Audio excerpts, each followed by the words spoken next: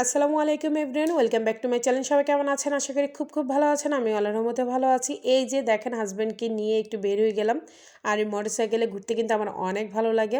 Husband ওয়াইফের সম্পর্কটাই এরকম, যখন ঝগড়া হয় তখন মনে হয় জীবনের সবচেয়ে বড় শত্রু, আর যখন মিল হয়ে যায় মনে হয় পৃথিবীর সব সুখ দিয়ে ওর সাথে, মানে সব সুখ বাদ দিয়ে আমি ওর সাথে থাকি। এত একটা মানে ভালোবাসা। আলহামদুলিল্লাহ, ও মোটরসাইকেল চালাচ্ছিল আর আমি ভিডিও করতেছিলাম। ও বলতেছিল মোবাইল সাবধান। আমি বললাম সমস্যা নেই। তো ওর সাথে একটু এয়ারপোর্ট থেকে কাওলা থেকে ঘুরে আসলাম। তারপর ও আমাকে জসীমউদ্দিন দিয়ে ইউটার্ন দিচ্ছিল। তখন আমি বলতেছিলাম আমার অনেক অনেক ভালো লাগতেছে, আজকে শুক্রবার দিনটা আমার ঘুরতে অনেক ভালো লাগে, আর বিশেষ করে মোটরসাইকেলে তো অসম লাগে আমার। তো কে কে মোটরসাইকেলে ঘুরতে পছন্দ করেন অবশ্যই কমেন্ট বক্সে কমেন্ট করে জানাবেন।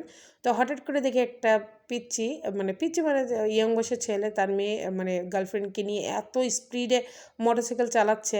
এটা দেখে আসলে মনটা খারাপই হয়ে গেল, কারণ বাচ্চারা যদি এভাবে মানে গাড়ি চালায় তাহলে কিন্তু অ্যাক্সিডেন্ট সব থেকে বেশি ওরাই হয়। আর আমার হাজব্যান্ড তাই বললো যে অ্যাক্সিডেন্ট মানেই, মোটরসাইকেল অ্যাক্সিডেন্ট মানেই আপনার সাথে সাথে মারা যাবে। তো সাবধানে সবাই মোটরসাইকেল চালাবেন। আমার হাজব্যান্ডও যেহেতু মোটরসাইকেল চালা, আমারও খুব ভয় লাগে। তো সবাই দোয়া করবেন। তো যাই হোক, ওর সাথে কথা বলতে বলতে বললাম যে একটু চলো 4 নম্বর পার্কে একটু ঘুরে যাই, দুইজন আসছি যেহেতু। তো আমার ছোটো মেয়ে কিন্তু আসতে অনেক ইচ্ছা ছিল, কারণ আমি তো আজকে পার্কে আসবো এরকম চিন্তাই ছিল না, একটু কাজ ছিল তাই বের হয়েছিলাম। তারপর দেখে বললাম যে অনেক বছর, মানে প্রায় 2 বছরের মতন হয়ে গেছে আমি পার্কে আসি না, কারণ 2 বছর ধরে যেহেতু আমার মেয়েরা এখন উত্তরের সেক্টরের ভিতরে পড়তেছে না, সে তো আসতেছে না। তো এদিকে গাইড দেখে স্যারের সালাম দিল, আমার হাজব্যান্ড সালামের উত্তরও নিল, কারণ সবার সাথে চিনা। হ্যাঁ, তো এত মানে পথগুলো এত চিনা ছিল আমাদের, এখন অচেনা হয়ে গেল। আমি কিন্তু সব দেখতেছি যে তুমি ভিডিও করছো। ও আচ্ছা আচ্ছা, দেখতেছো?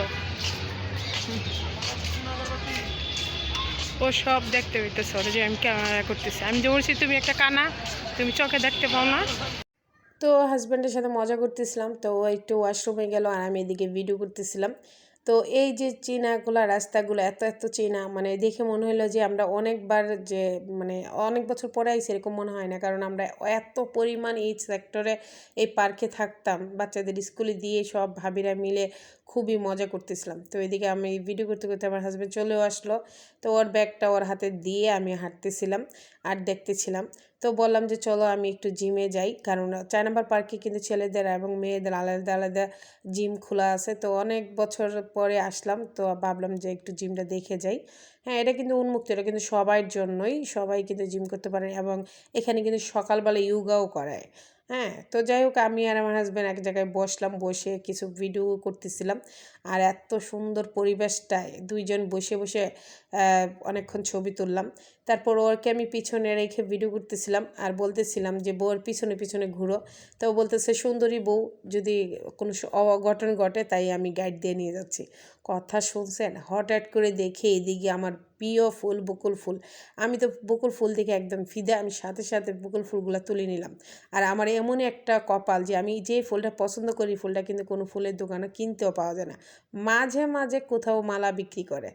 তো যাই হোক, আর এদিকে মানে ঘোরাটোরা শেষ হয়ে আমরা চটপটি খেতে আসলাম। তো আমার হাজব্যান্ড ফুচকা খেয়েছে, পরে আমি আমার বলতেছি তুমি খাও তুমি খাও, যেহেতু আমি ডায়েটে আছি তাই তো খেতে চাচ্ছিলাম না, পরে একটা নিয়ে দুজনে মিলে খেলাম। আর বাচ্চাদের জন্য কিছু খাবার পার্সেল করে বাসায় নিয়ে চলে আসলাম। তো ভিডিওটা আজকে এই পর্যন্ত, সবাই ভালো থাকবেন সুস্থ থাকবেন, নেক্সট ভিডিওতে দেখা হবে। আল্লাহ হাফেজ।